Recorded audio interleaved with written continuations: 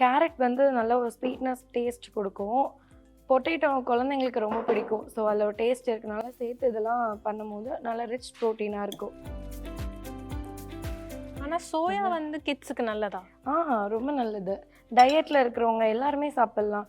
இப்போ சிக்கனுக்கு ஈக்குவலான ப்ரோட்டீன் வந்து சோயாவில் தான் இருக்குது. ஸோ அதனால் வெஜிடேரியன்லாம் மஸ்ட்டு கண்டிப்பாக குழந்தைங்களுக்கு கொடுக்க வேண்டிய ஒரு ரெசிபி தான்.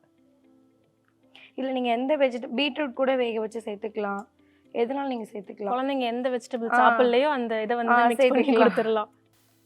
ஓகே போட்டு இல்லை இதிலே போட்டுடலாமா? கிரைண்ட் பண்ண சோயாவே இதோட சேர்த்துக்கலாம்.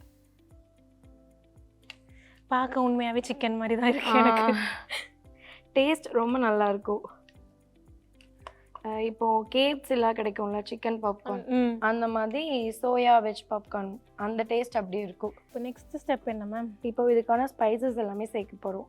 சிக்கன் மசாலா வந்து ஃப்ளேவருக்காக சேர்க்குறோம். அப்புறம் காரத்துக்காக மிளகாத்தூள், கார்ன்ஃப்ளவர் இந்த ஒரு இதை பைண்டிங் பண்ணி கொடுக்கறதுக்காக, சில்லி ஃப்ளேக்ஸ் ஆப்ஷனல் வேணும்னா சேர்த்துக்கலாம். நல்ல அப்புறம் salt. Periyar Maniammai Institute of Science and Technology, Tanjavur. B.Tech Biotechnology with specialization in computer science and biology.